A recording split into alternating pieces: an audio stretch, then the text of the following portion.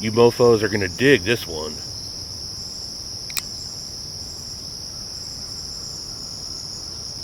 My name is Stevie.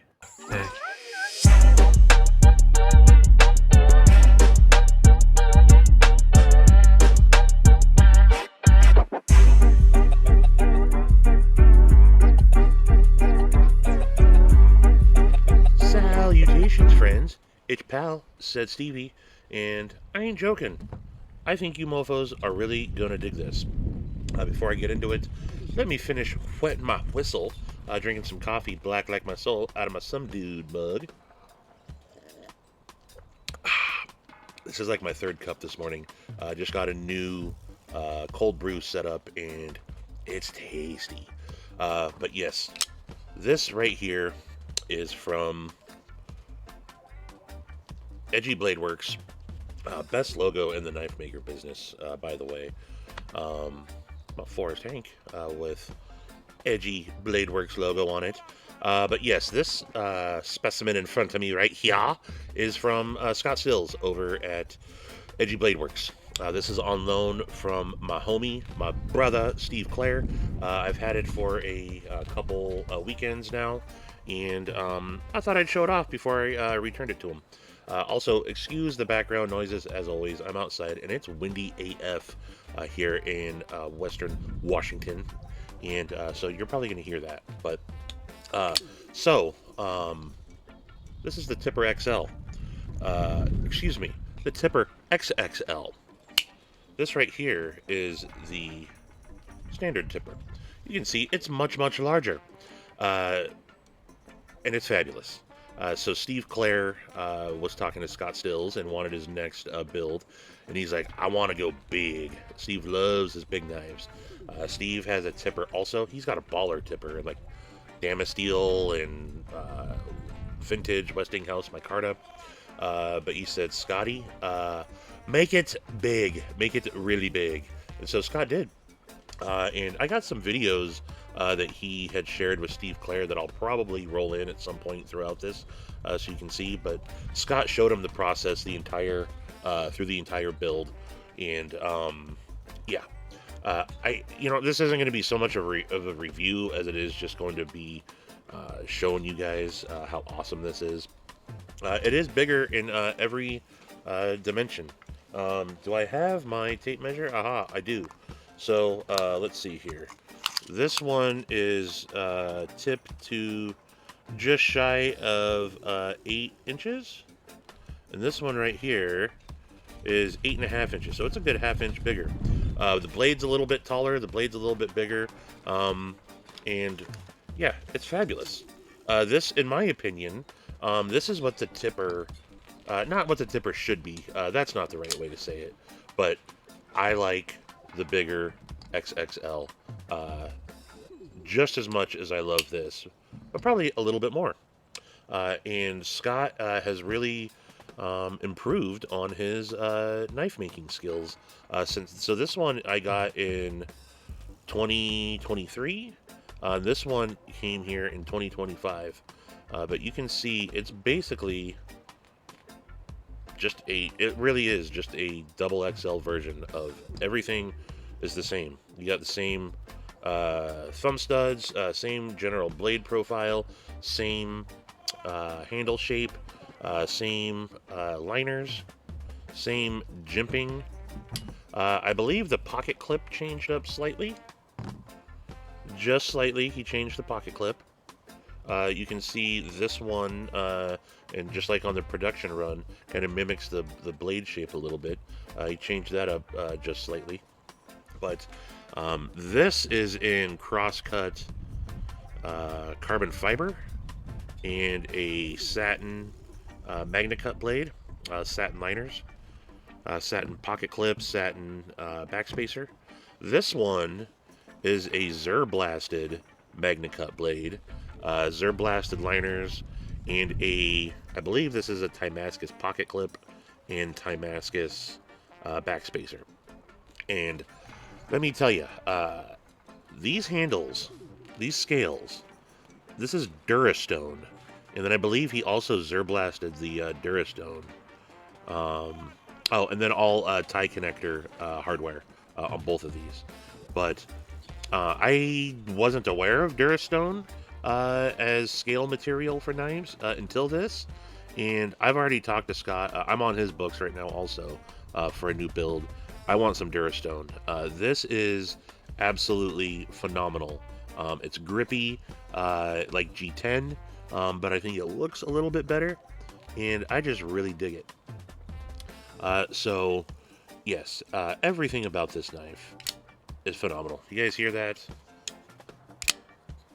It's got that signature sound that you get out of an Edgy Bladeworks. This tipper is prior to his, I call it his shing bar, or his ting bar. I got it in my P&W. It's a little too loud out. Might not pick it up. This is my first knife from Scott Stills. This is my custom P&W. See how he does the pocket clip? How it kind of mimics the blade shape there? Love that. And it's also got a Damascus backspacer and pocket clip tie connector hardware on it. This is the only one in existence. This is technically a prototype. And I'm the only one that's got one. And I love this thing. But, yeah. If you have not handled a custom Edgy Bladeworks knife, you don't know what you're missing out on. Sometimes when you handle a custom knife, when you're used to production knives, you might think that they're not as good. They're a different feel, I should say.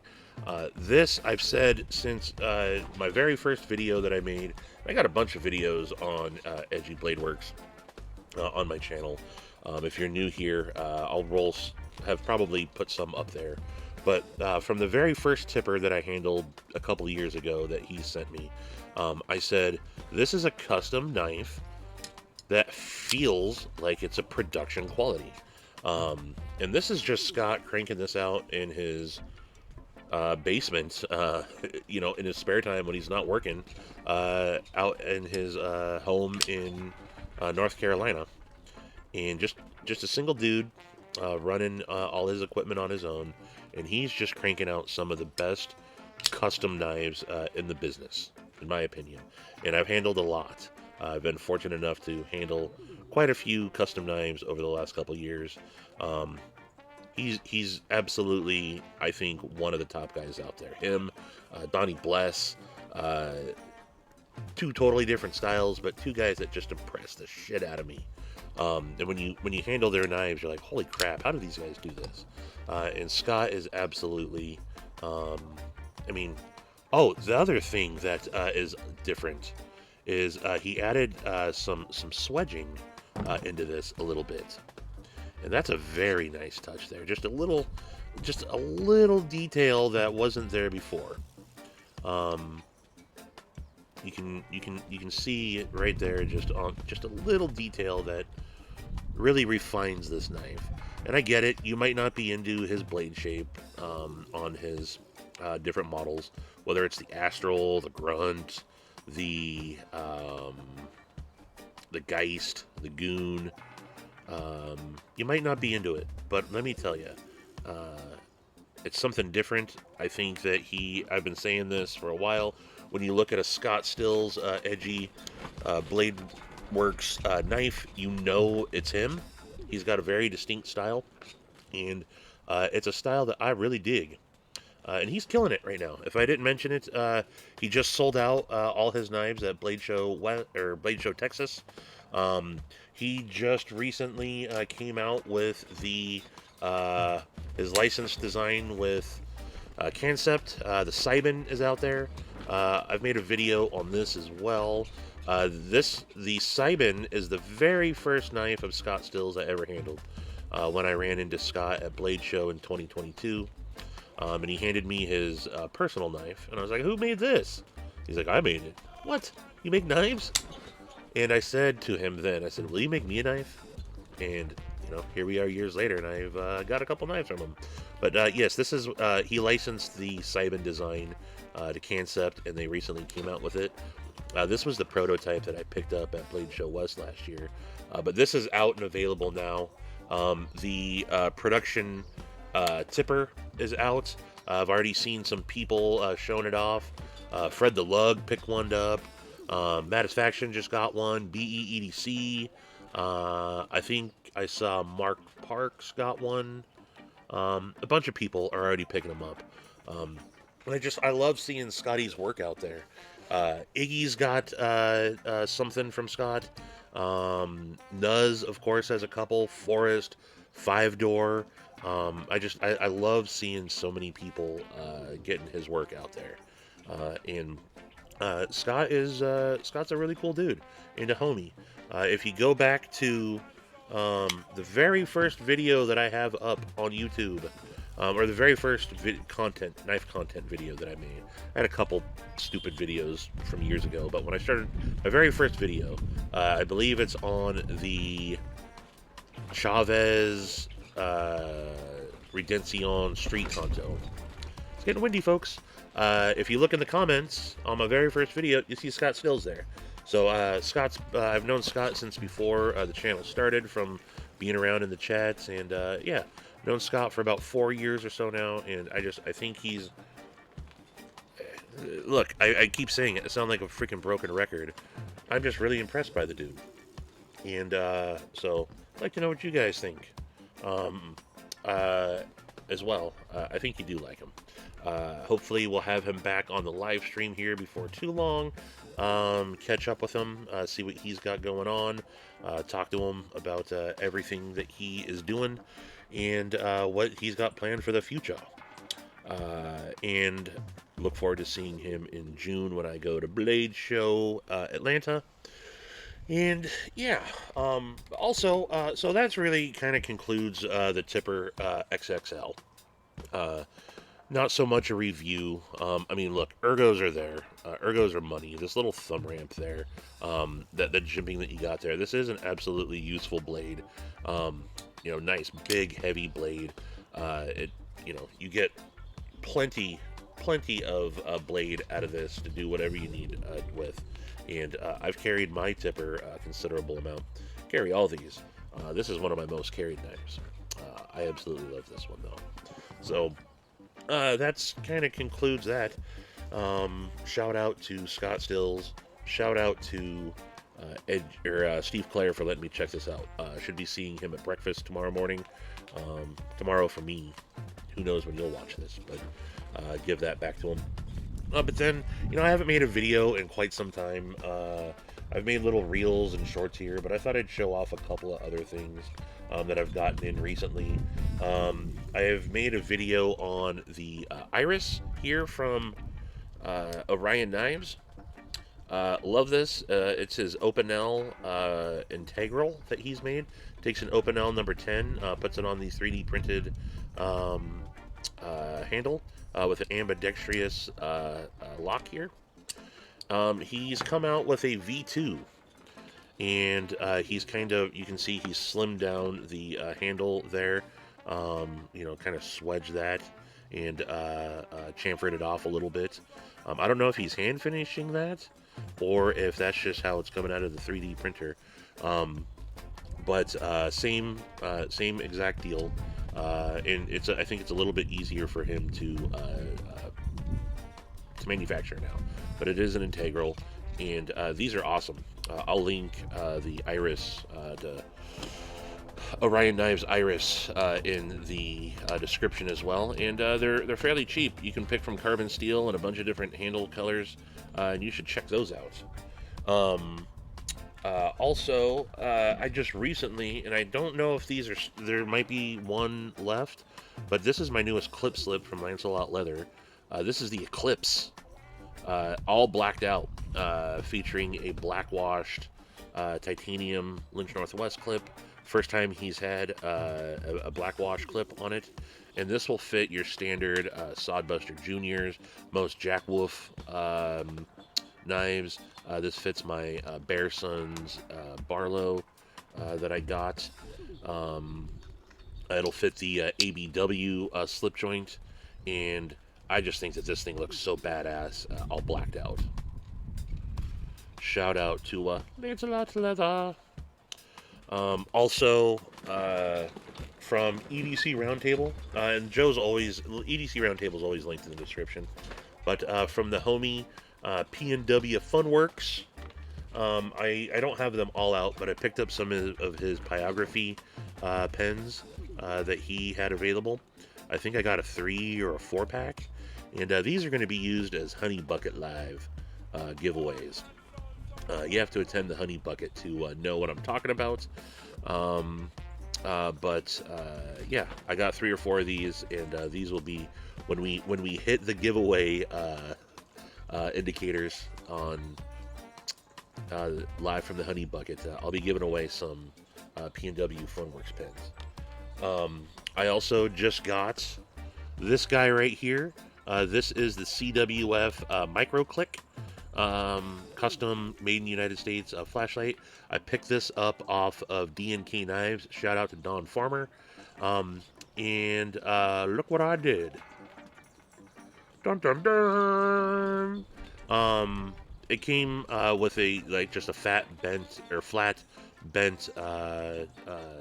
clip, and I've realized that it had the same 2-hole pattern as a McNeese clip, and so I ordered a "Where's said Stevie" Lynch Northwest clip.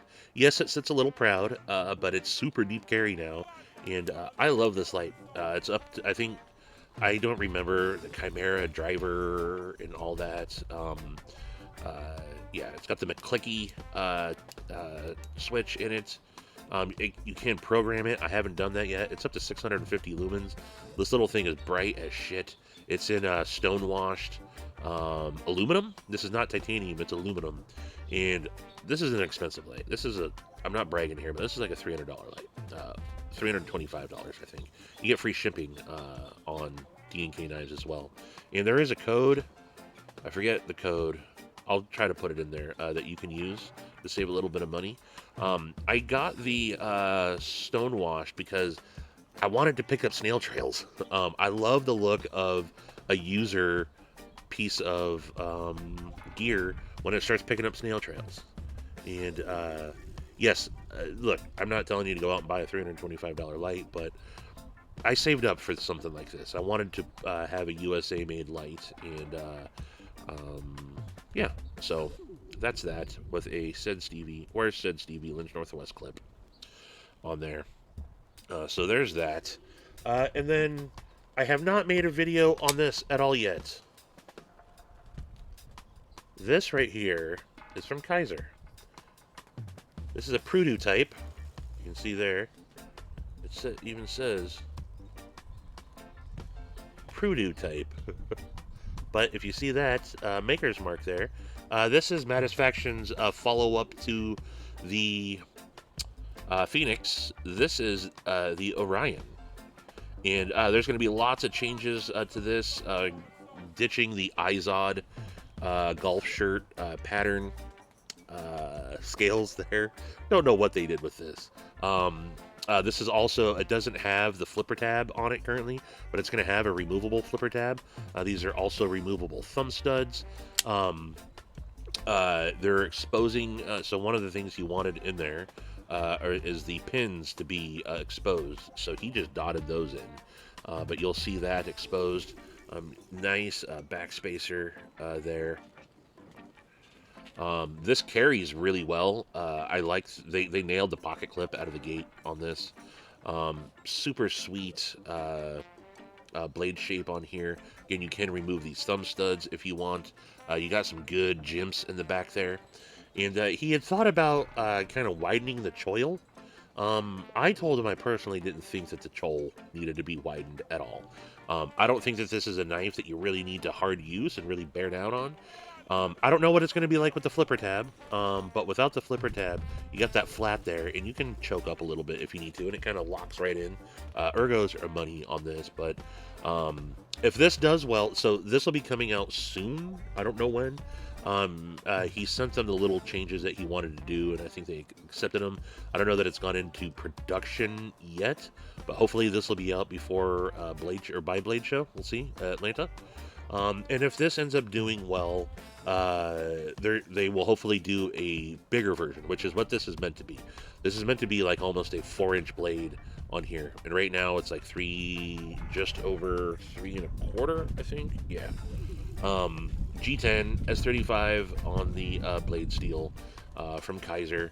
Liner lock, done very well. You can also front flip it. Action's great. Thumb studs are great. You can absolutely middle finger flick it off of that. You can do all the flippy flaps with this, and Maddie did a really good job on this design. CAD work was done by Roman, and Sharif had a little help with this as well, but shout out to Maddie on his second design. And the prototype. You see that? It's how funny is it that he probably hates that I'm going to do this, but yeah, prototype. I want it to show up. There it goes. Prototype.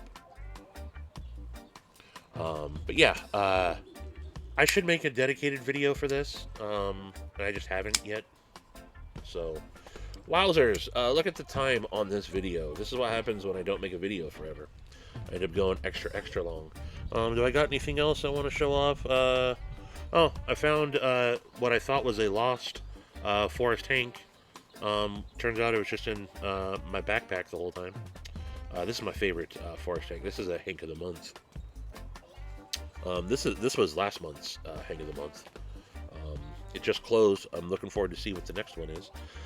But that's all I got for you folks today.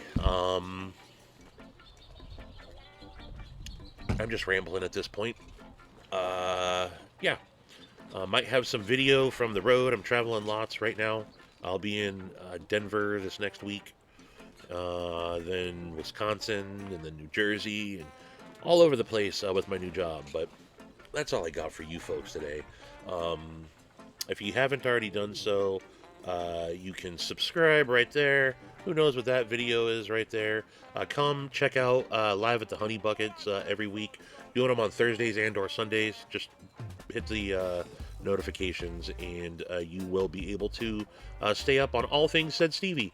And until the next one, I bid you mofos, wadeuces. Bye-bye!